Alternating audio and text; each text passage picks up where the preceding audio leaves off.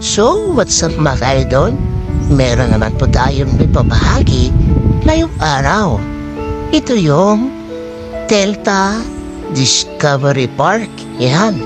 Saan nga pa matatagpuan ito mga idol? Siyempre, dito sa Barangay Bonbon, Butuan City, Agusan del Norte.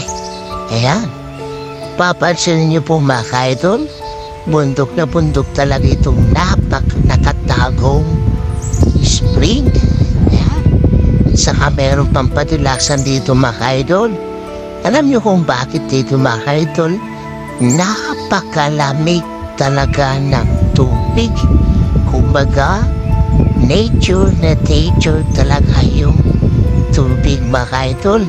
At saka ang entrance po pala dito is 50 pesos.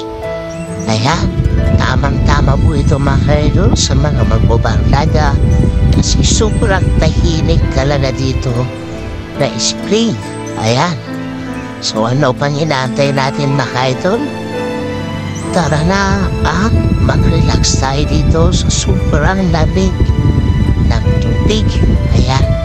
So maraming salamat po sa inyong panonood mga idol.